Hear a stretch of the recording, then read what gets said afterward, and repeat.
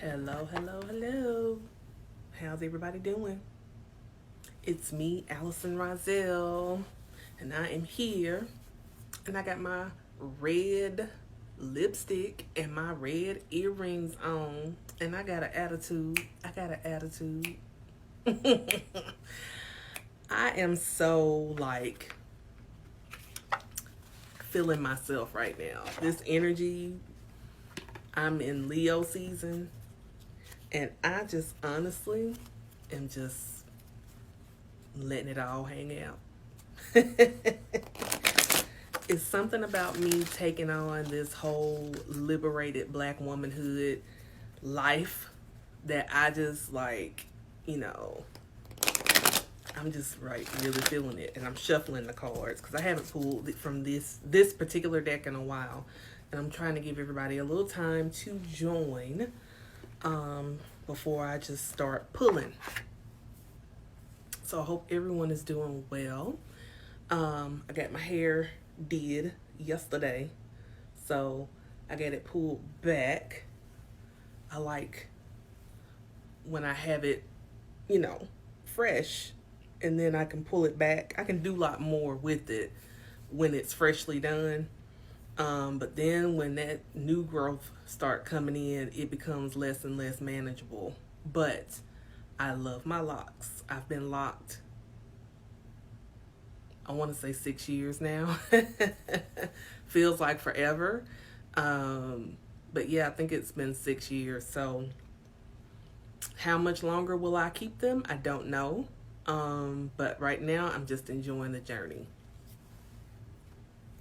So what I wanted to do, I wanted to go ahead and do a reading because part of being a part of the sacred pathway to liberated black womanhood is that I do readings, and that's a big part of my practice. A big part of my coaching is done based on readings. Readings help guide me and guide you in the direction that we should go.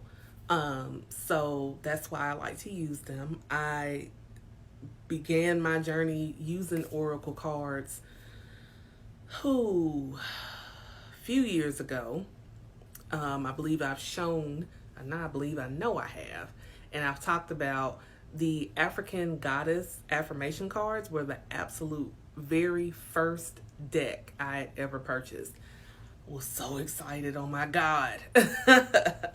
And when I got them, I could not stop pulling cards. It was just it was so amazing to me. And then I just started buying more and more decks until finally I was starting to do readings, like live readings, for when people would come to my Facebook lives.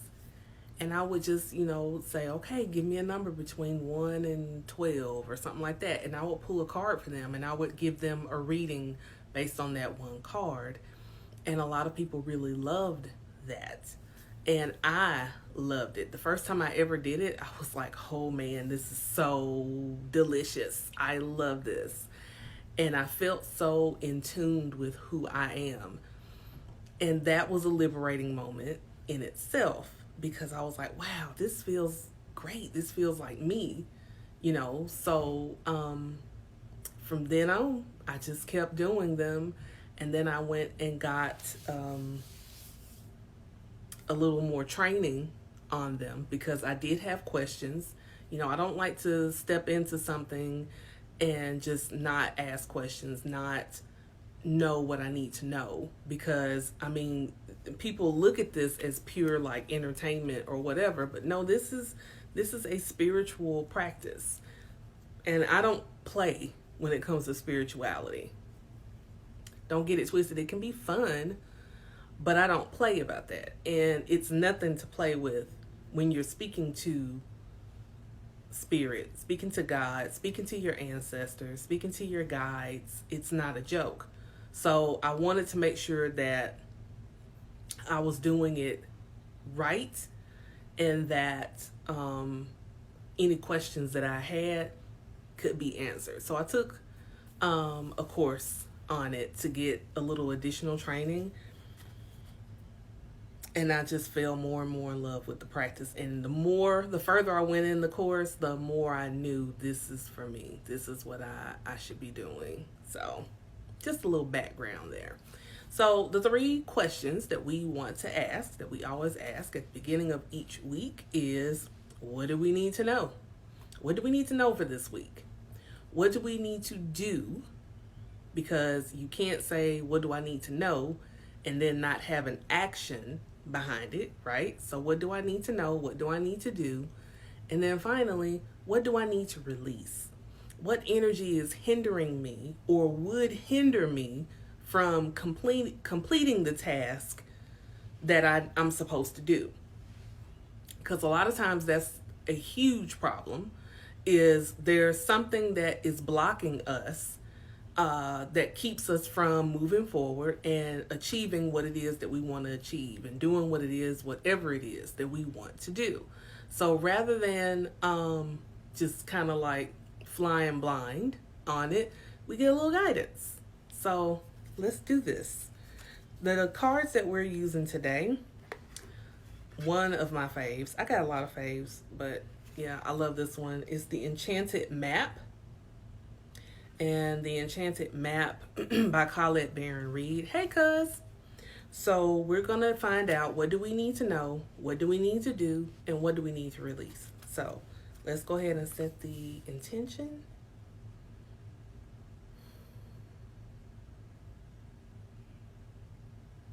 We'll go ahead, and I'll go ahead and pull the 3 cards. And then we'll go from there. We'll just go from there.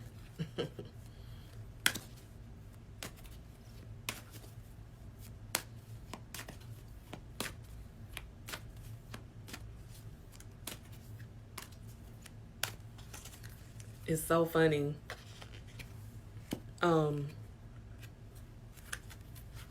always look at some of my friends who also read, and I often wonder, can I pull or can I shuffle as quickly as they shuffle?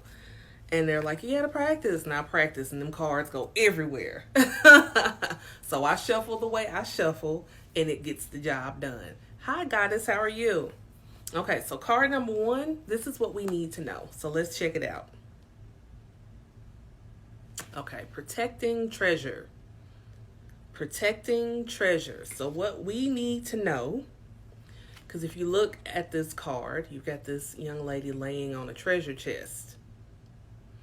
So to me, what we need to know is we need to protect our magic. We need to protect our energy, our space. We need to stop allowing so many people into our space, into our lives in a way that would be where we're taking on so many people's energy, so much, because some of us are just givers, and we know no strangers. You know, even though I am rather introverted, still once I start warming up and talking to a person, I start talking, and I start revealing more and more of myself, which, you know, I do that for a living, right? But we need to protect our treasure. We need to protect ourselves, protect your energy, protect what is important to you, and don't be so haphazard with it. But card number 2 is going to give us a little more information. So what do we need to do? Card number 2 is strength. Card number 2 is strength.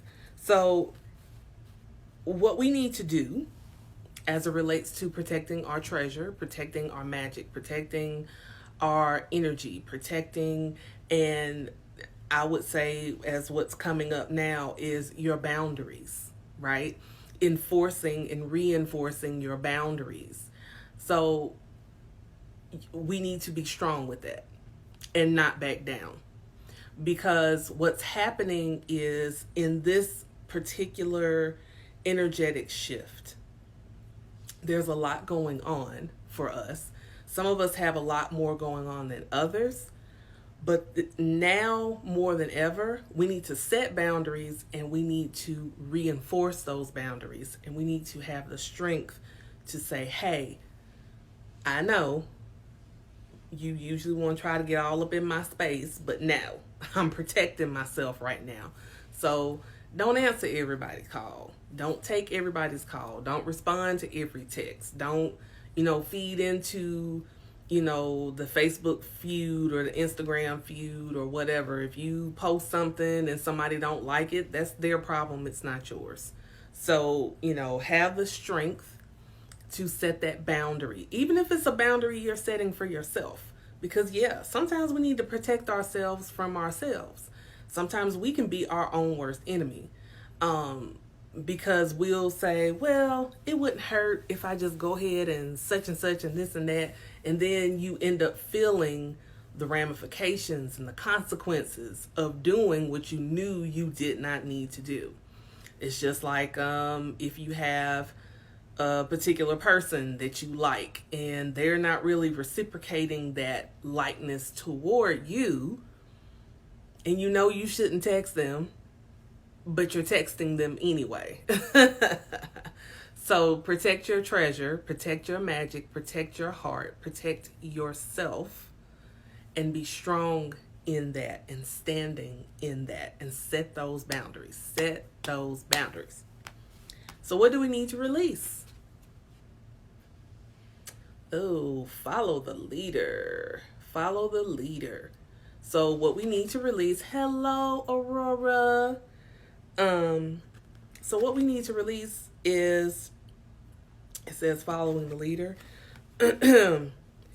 Maybe it's time you set your own path and stop following behind other people. And letting other people dictate what you should do and what you shouldn't do. Because at this particular moment, while you are protecting your treasure, right? You're protecting your energy, you're protecting your heart, you're protecting your money, you're protecting your, your peace, your energy. And you have to have the strength to set those boundaries and put those boundaries in place, and don't back down. No matter how much they jump up and down, they whine, they moan, they cry. They're like, but why? Why are you doing me this way? I don't care. Set the boundary, because it is a healthy thing to do for yourself, to protect your peace and your peace of mind. And don't let them lead you down the path of where your peace gets disrupted, where your money gets disrupted, where your heart gets disrupted, where your thoughts get disrupted. Don't follow them down that path. Follow the leader of your life, which is the source.